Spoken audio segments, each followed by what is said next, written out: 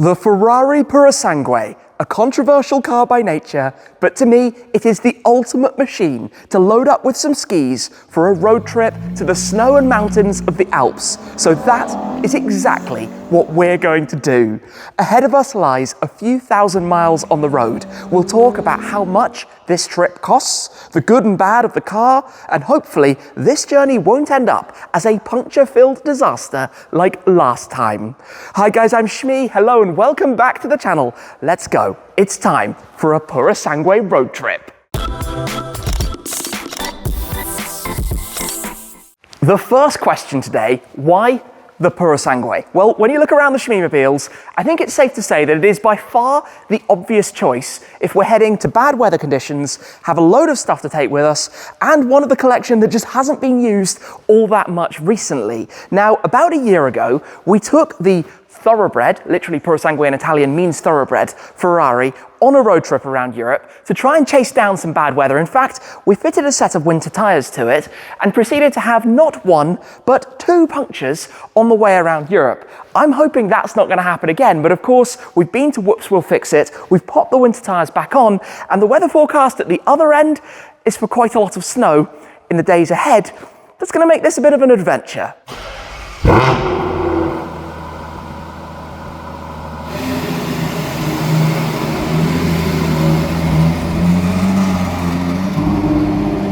Now, before we get the Purosangue loaded up, let me give you a very quick introduction to this Ferrari. If you're not familiar with it, maybe you'll even learn something new.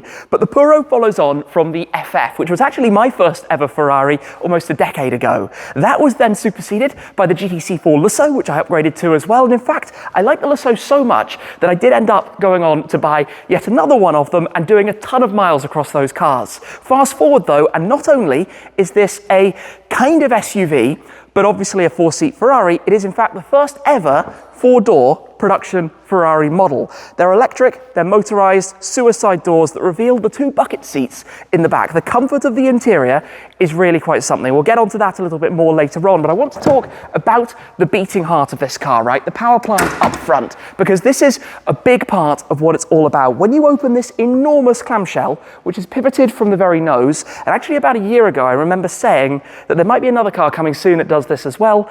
That went on to be Dodici Cylindri, so stay tuned to what you hear in the videos, but it's what's sitting right here. The 6.5 litre naturally aspirated V12, the red top of it, an engine derived from that in the 812 Superfast, making 725 horsepower, but very complicatedly with the 8-speed DCT gearbox, but also with a front axle gearbox as well to do with the four-wheel drive system, which I'm yet to actually experience in this car. There's some very clever Multimatic dampers. In fact, of course, in preparation on the 22-inch wheels up front and the 23s at the back, we fitted the Pilot Alpine 5 SUV tyres.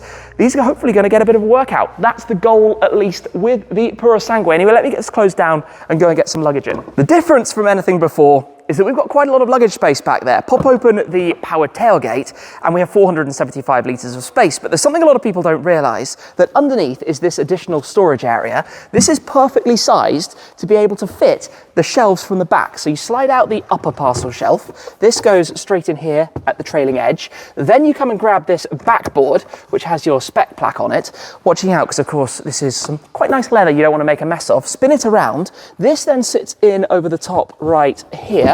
Then you grab the top piece again and pop this back over here, and you are perfectly flat on the boot floor, ready to put in some skis and things. So let me give it a go. Who would ever have thought that you could have a Ferrari that you could just slide a set of skis in like that so easily? Anyway, suitcases next. This will just take me a moment. We'll have everything in and ready to go and hit the road properly for a very long drive all the way down to where we're going, Val-d'Isere in the French Alps. Well, that was all easier than I thought. So let's get another start, get this out, and let's get on the road.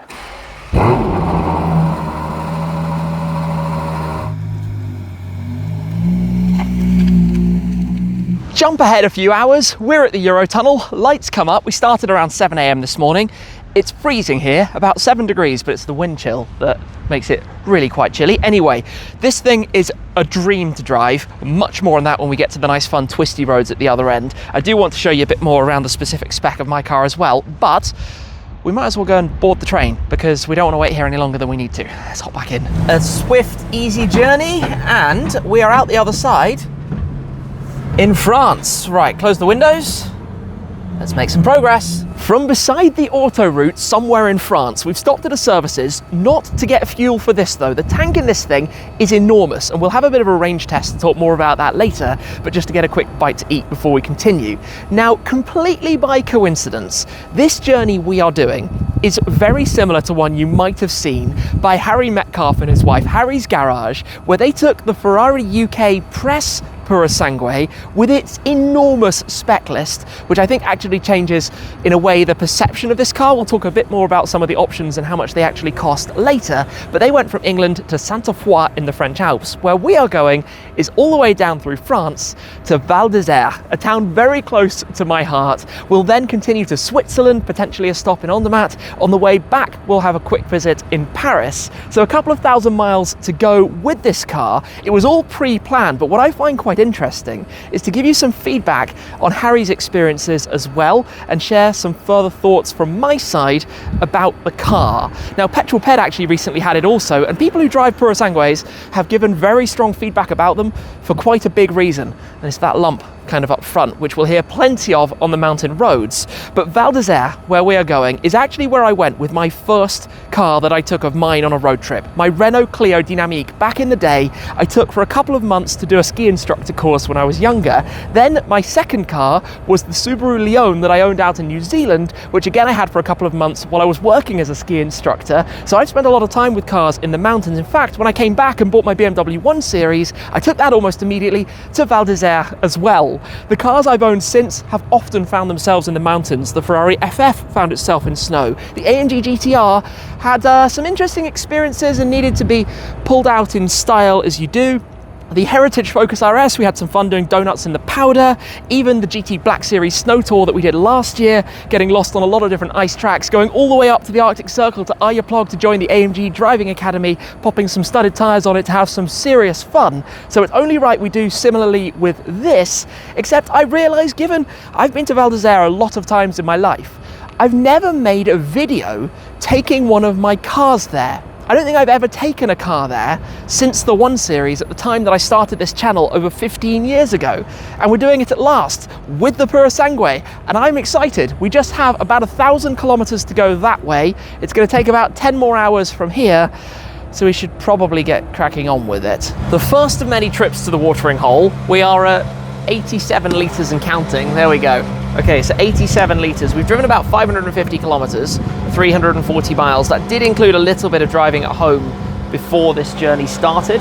So it'll be probably the next tank that's the most interesting. But it drives so gently and easily on a long run like that. Hope it's going to give me a receipt. That's not too bad. It's just more expensive to fill up here than back at home. Small correction. It was 603 kilometers that we had on the dashboard, which would be, quick mental arithmetic test right now, 374 miles. That's not bad for one tank, eh? And that wasn't even completely empty. We had another 60 odd miles to go. We have a bit of a change of plans forced upon us right now. We were going to be going to the centre of Val-d'Isere. Instead, we're going to be going, well, about half an hour short to a hospital in Bourg-Saint-Maurice, because my dad has unfortunately injured himself, and it's a hospital I know very well because the best part of 2 decades ago, I spent a week there recovering, having broken 3 vertebrae skiing in Val-d'Isere. Yes, it happens. He is hopefully going to be absolutely fine, but it's needing some x-rays and things, so we need to kill a little bit of time. So we're stopped at a services somewhere near to Lyon, a couple of hours short of where we're now going. But I want to use this time to talk about the spec of this car, and in particular, how it compares to the spec of the car that you have seen Ped, Harry and others driving. A car with a list price, including all of the options, at, get this, £487,548. For a bit of a reference, that's over £100,000 more than my very highly spec'd Purosangue. Now, why is this relevant? It's relevant because it means psychologically you're thinking of this car as a £500,000 car, which is, it's still a very expensive car, but it's a different mindset to me to a car that starts with a 3.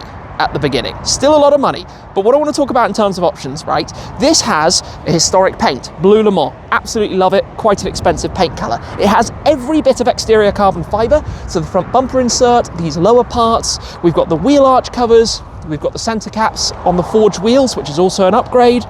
We've got the under door covers, we've got the rear diffuser, we've got the sports exhaust setup. We've also got the other really big option in terms of pricing of Purosangues and the values on the market is actually the panoramic glass roof.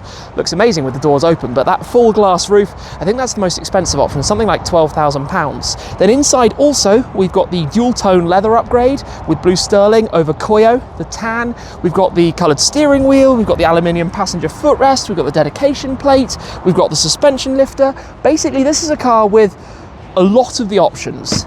It goes wild when you start adding more bespoke paint. I mean, for example, that other test car has the painted shields. It also had some other painted details along here and around the other parts of the bodywork.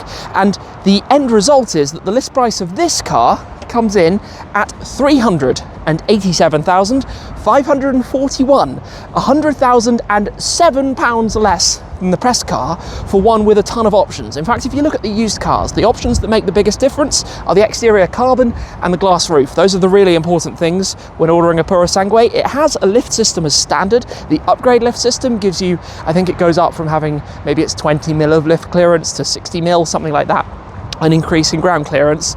But in terms of options, this is really nicely spec'd, if I can say so myself. I'm very happy with it, and I don't mind that it was £100,000 less. That's crazy when you think about the fact that for that money, you could go buy a 458 Italia.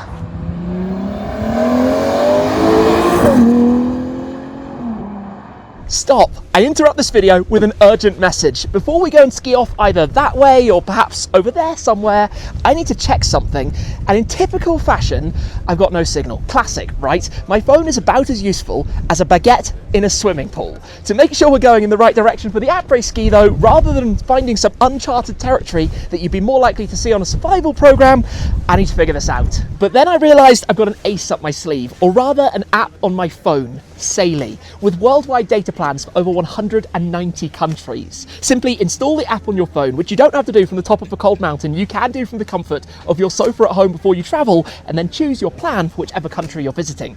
Luckily today, the queues for the ski lifts haven't been so bad, but I am more than familiar with queuing at airports to purchase local SIM cards. With Saily's eSIM, say farewell to that and get significant data roaming savings. In fact, if like me, you travel to multiple destinations on one trip, you can even purchase global or regional plans. Saily has 24/7 support and offers refunds if your device isn't eSIM compatible. So get prepared for your next trip by downloading the Saily app now, and if you use my code SHMEE, SHMEE, you'll also get 15% off your first Saily data plan. So what are you waiting for? No roaming fees, no drama, just smooth sailing with Saily. I now know which way to go, so I'll see you later. There's something for me about being back in Val-d'Isere, heading up to the mountains to go join the skiers and have some fun. And you'll quickly see that I tend to spend more time going backwards down the hill than I do going forwards. Memories of the season air days and misbehaving, going through someone's legs or perhaps under one of the signs, which you probably shouldn't do. In fact, at one point, my mother skied off with one of my skis, so I'm left with just the other one, although I've done it a fair few times before, as you can imagine, before finally getting that back. Now, the bright colours run in the family, whether that's my mother or even my brother coming up, while my sister and her husband stayed back with my dad. We'll come back to that in a moment. But of course, going all over the mountains, where sometimes I do go forward, sometimes I do ski in the right direction. Of course, just a couple of days catching some clips of the fun that we had out before ending up the day at La Folie Douce, which if you've ever been to Val-d'Isere, you will be more than familiar with, and the antics that people get up to up the mountain before it's time for that final run down, the last run at the end of the day, where the rest of my family take the bubble and I'm skiing solo.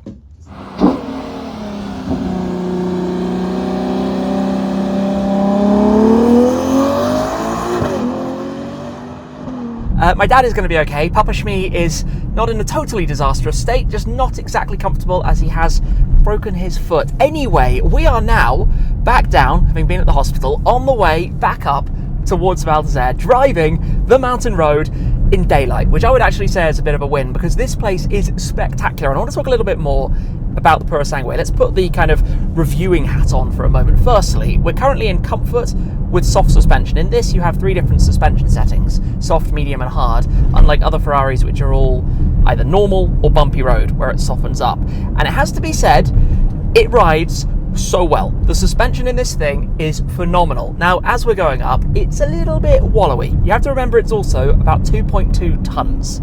It's a lot of car. It's 400 and something kilos heavier than the GTC4 Lusso. So very quickly, to enjoy this a little bit more, we will put the Manettino into sport. We will go manual. It automatically, when you go into sport, puts the suspension into hard. I want that in medium. And you can't use all 3 settings in all the different modes. It's a little bit complicated. I guess there's kind of algorithm behind it. But let me start to drop down some gears. In fact, let me pop the window down a touch, because as we're going up here, the scenery is breathtaking. That. Now, the way Harry put it was that you have the very long journey on the motorway to get here for the last few miles to enjoy this. But this bit is so good. And in fact, over the last 24 hours, I might have been up and down this road about 3 or 4 times for fairly obvious reasons. And it's just a delight to drive. The thing is, it's not an SUV. We'll get that out the way again. It's not a direct rival to an Urus or a DBX or these kinds of cars, because it's still a mid-engined, balanced, pointy Ferrari. You know, the way the steering turns in, 4-wheel steering of course, the way the throttle response and brake pedal feel work, and the downshifts with the 8-speed dual clutch.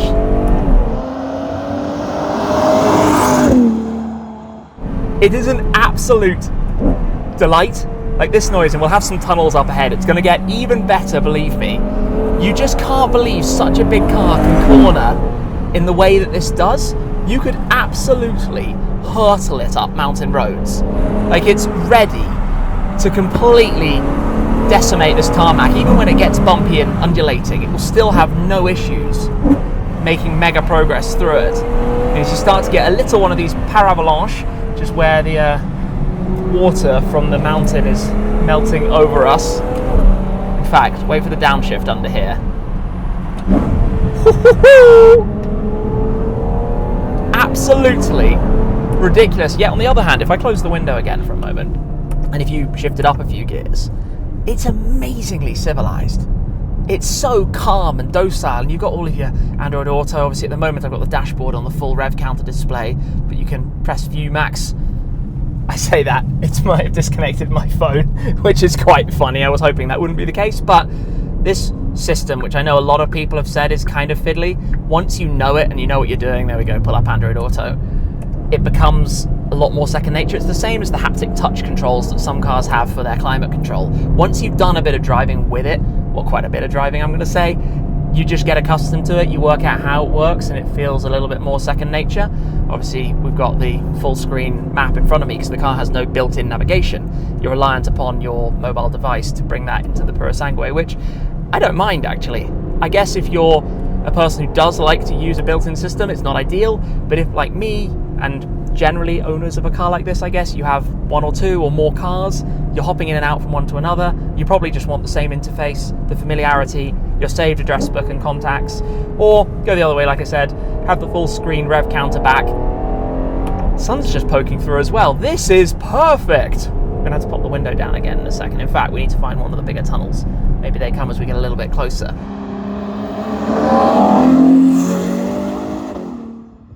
But this is a road, back in the day, with my Renault Clio, when I spent this extended ski season in Val-d'Isere and stayed for, I think it was probably 5 months in total. Every week, I'd come down with different friends to go to the main supermarket. The biggest supermarket was down at the bottom of the hill. Go grab a McDonald's while we were down there. And of course, enjoy driving the little Clio on mountain roads. And I tell you what, even back then, that was so much fun. No idea that fast forward, 19 years, and I'd be back here in a Ferrari Purosangue. But hey, lucky to be able to do so and bring you guys along for the ride as we've got Teen opening up in front of us here on the other side of the valley. Do you know what? Let's just drop down a gear for a moment. This is the thing. Let's get to the red line, because listen to this.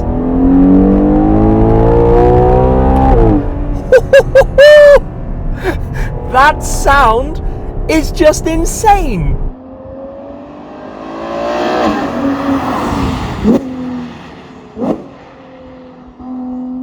It's just ridiculous. This road is just ridiculous. I don't remember it being so smooth. Obviously, it's been a long time since the last time I actually drove up here. But what a place to be. I love driving in the mountains. Obviously, you have thinner air up here. Cars behave a little bit differently. And today, it's actually 7 degrees Celsius right now. So winter tyres wouldn't even necessarily be required at all. One thing I will comment on the winter tyres is that I noticed how much more road noise you hear in this car versus its regular summer tyres, and how much more you feel the bumps and how much it jumps around. But first gear for a tunnel, shall we do this? Take a listen.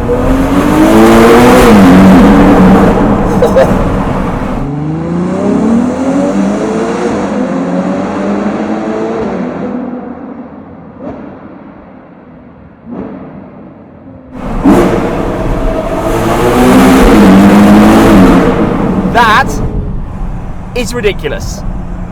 Absolutely stupid. And you could have a more responsive, probably more powerful engine if you stuck some turbos on it, etc., but it wouldn't have that naturally aspirated feel. That just the way it goes up through the rev counter in this thing is one of my favorite experiences ever in any car. Now, you could turn the Manatino into full ESC off. I'm not trying to be a hero. Obviously, that's not the goal today. Oh, this bit of road's actually quite funny. So when it's really, really snowy, to get to Val-d'Isere, you have to do this little up and over. And you can probably imagine that if this is snowy and icy and cars try and do this without four-wheel drive or winter tyres or whatever, it becomes a mess. And that becomes a complete gridlock for cars trying to make it up here. It's funny how familiar everything is, even though it's been, like I say, like 10 years since I was last driving here. Well, 10 years since I last came here. 15 years since I was last driving here. Literally, it was the first week of January back in 2010, the week before this channel had even begun, as we go past the dam out towards Teen, separating the two resorts. You can ski from one over to the other, and I will bring you guys along up the ski slopes for a bit of that action. The downshift to first gear, sometimes when you drop down to first, it does this unusual like double blip. I'll show you that in a second, but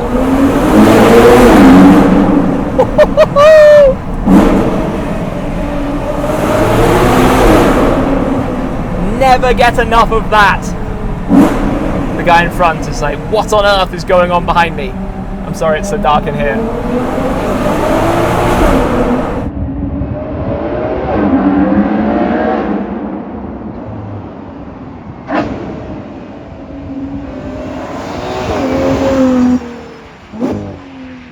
You wouldn't believe this, SF90 Spider, but the fun story about that particular SF90 Spider is it wears the winter tyres that used to be on mine. We met recently.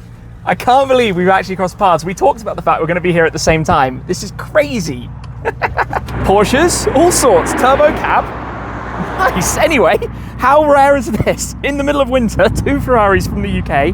The guys are a long way from home with absolutely zero luggage space, obviously in the SF90. But when they picked up the tyres and we dropped them off, we were talking about the fact we were all heading to Val-d'Isere at around the same time. And here we are with the thief. It's this car.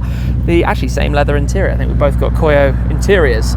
But with these two very different four-wheel drive Ferraris. Of course, when we went to the original media launch of Purosangue, that was actually held in Italy, and we drove there in my SF90 with a ski box on the roof. And I was talking to the guys about how they could do that, but with the Spider, putting the suction pads up on the top with the roof box would have just been a little bit too much. But nice little break to see these two together with this backdrop, just not exactly normal. What are the chances of this? Anyway, we'll drive with 2 Ferraris into Val-d'Isere in the middle of winter. Right, let me give them a quick flash that I'm ready. Off we go. I love that the turbo cab went past as well. So, he's got to watch out because that is a very low front end. How absurd. Oh yeah, obviously roof down. Has to be done. Speed restricted while doing it though. Wait for it and then he'll just disappear.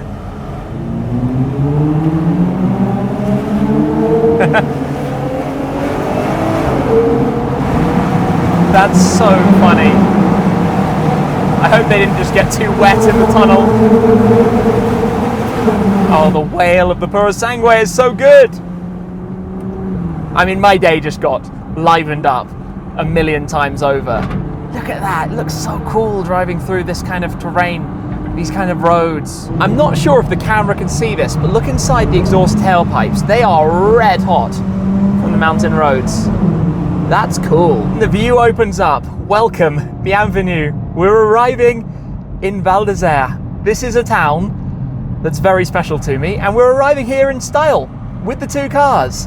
I have been looking forward to coming back, and it's the memories, right, for all of us. The feeling of adventure, bringing my Renault Clio here as a, 19-year-old, was my first real adventure. And it was a big part of this, like, travel and cars and cameras, because I was filming everything we did while we were here. It was a big part of it as we enter the town of Val-d'Isere. It was a huge part of what really set up the channel to be kind of what it is now. If I hadn't done that then, lives kind of pieced together as you go.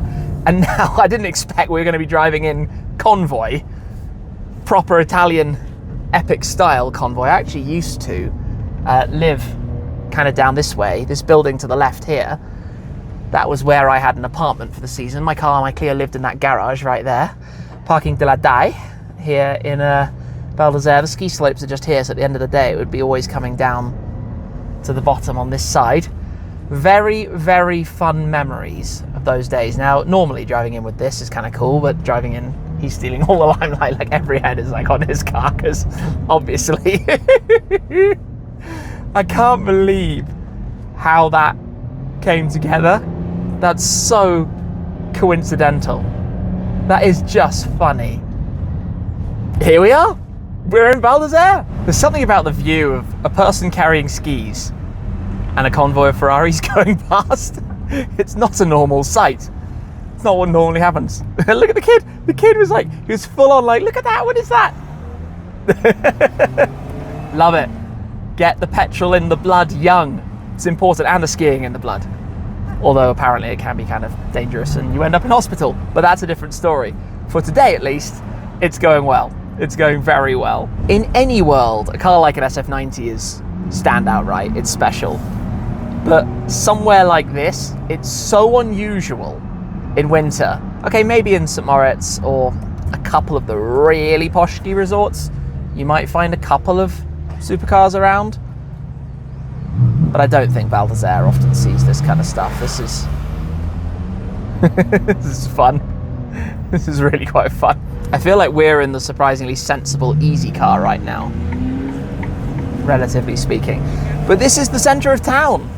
Back when I did my ski season days, we just went past the restaurant that I used to have to go to get Wi-Fi, because that was before that was a thing in hotels or that kind of place normally, certainly at any decent speed. I have so many fun memories here. And now we're building kind of another one with the Puro, with the SF90. I didn't see it coming. We're saying farewell here. We're going a slightly different way. That's so funny. Too good. And now I've got to work out the narrow streets of Val-d'Isere with this car and figure out how to get out of here. A good few days in Val-d'Isere, not quite as much snow as we anticipated, but I want to talk a bit more about this in comparison with other cars, and there's a reason for this. Now, at the moment, we're here in Le Fournet, which is kind of the highest part of the town in Val-d'Isere. The teleferique with the cabin here is probably going to go up at some point. And just up that way is the Col de l'Isère, which is the mountain pass that goes off, although it's closed throughout the whole of winter.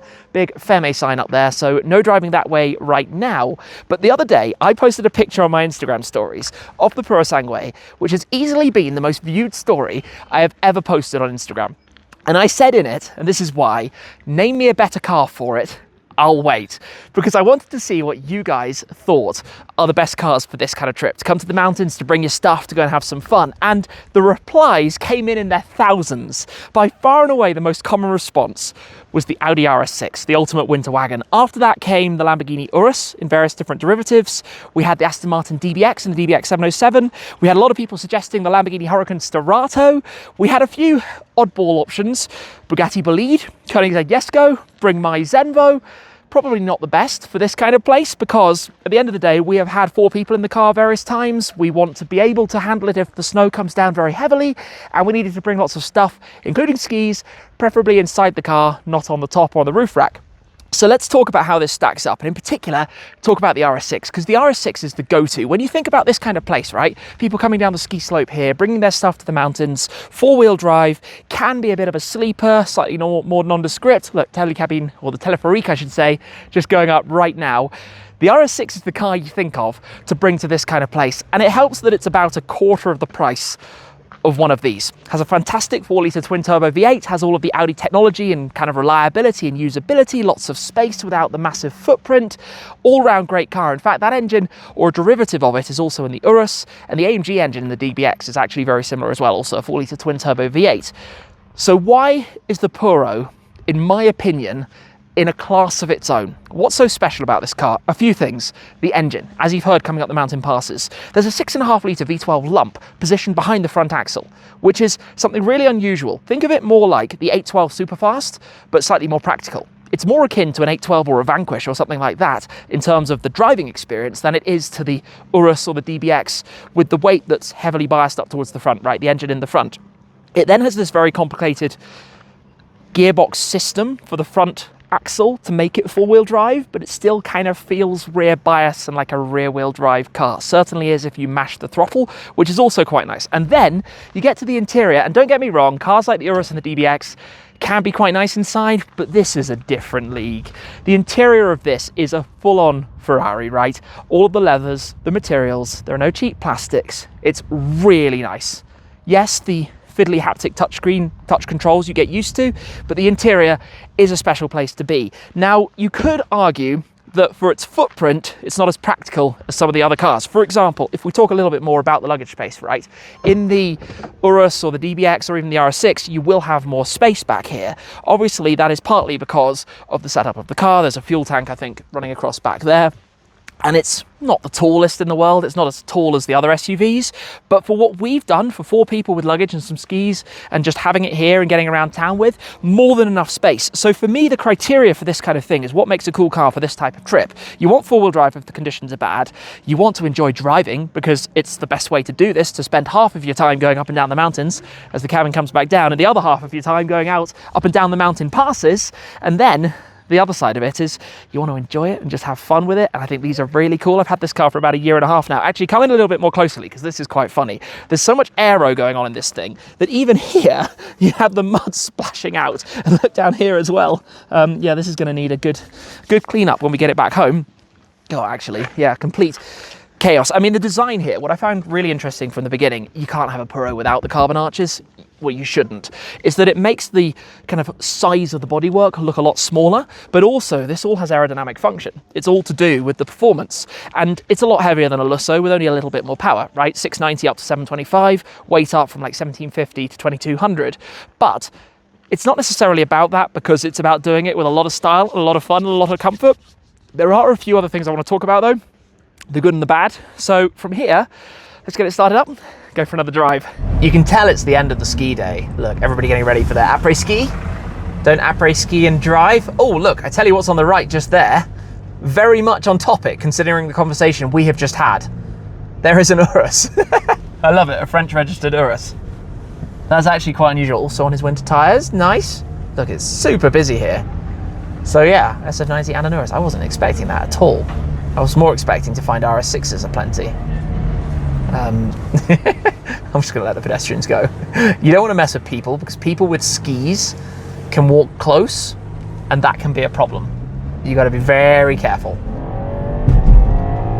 I'm taking a little bit of a diversion to drive up the hill towards Sainte-Foy. So this is exactly where Harry drove with the Press Purosangue.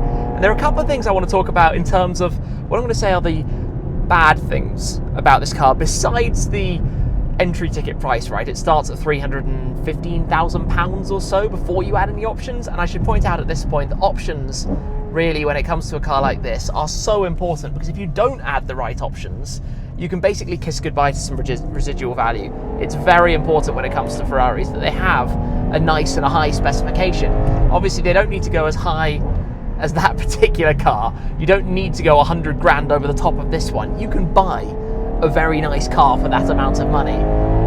The good bits about it pretty much tell themselves, right? The driving, the sound, the engine, the feeling. I mean, listen to this. Just absolutely bonkers as we go through the hairpins here, the spaghetti up the mountainside. One thing though that you might not necessarily think about, when you have a car that's as nicely finished inside as this is, and you want to bring it on a trip like this, you do end up panicking, worrying a little bit about the interior, right? You don't want to make a complete mess of it. You want to keep it looking really nice. So when you step in with very dirty shoes or straight off the side of the hill, you're a little bit conscious of not making a mess of the interior. This road is insane. It's literally insane. So price point, interior, of course I'm going to say about the haptic controls on the steering wheel. You do get used to them. After a while you learn them. It makes a little bit more sense, but it is a learning curve. You do need to get familiar with it. However, on the other hand, are you listening to this? Are you hearing what I'm hearing?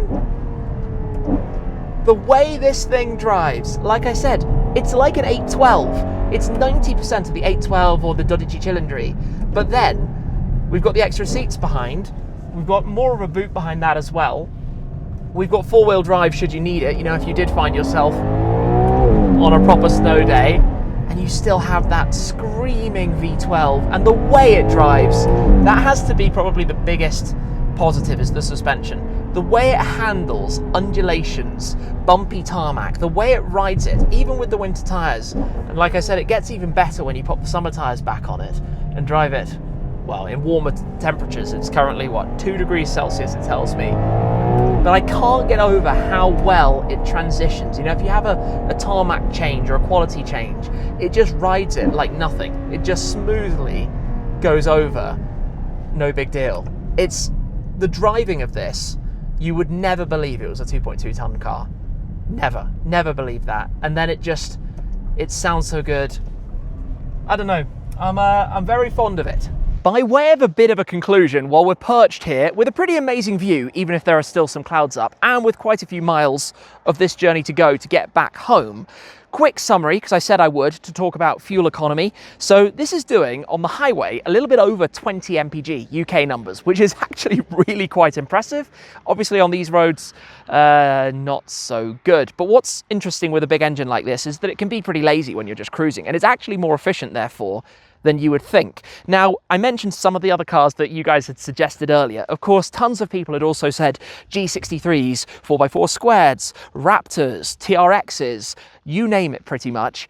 And I couldn't go through every single one, but we've spent a lot of time driving on roads like this. In fact, to quickly summarize, right? 2 people leaving from the museum with a load of stuff, including skis, at some points with 4 people in the car, and wanting a car with 4-wheel drive in case the snow completely came down in droves and we would find ourselves a little bit stuck. When you start to think about that, right, the RS6 would do it all, but not with the same prestige of the Ferrari, and not with the screaming V12. The Urus and the DBX and the G-Wagon, all more practical, in fact more space inside and towing capacity, which this doesn't have, but obviously wasn't needed for this tour, but not with the same level of quality and not with the same driving setup. The way the weight is distributed in this and the way the suspension works is beyond any other car. And as soon as you start to look at all of this list, the thing that you conclude is that the Purosangue is quite literally in a league of its own. For a trip like this, I stay true to this. That is the best car for what we've done. Mixing days, bit of skiing, carrying skis around, bit of driving on roads like this. The Purosangue is the best. So thank you for watching. If you like videos like this, check out the one right over there. That's it for this time, and I'll see you again very soon. Cheers.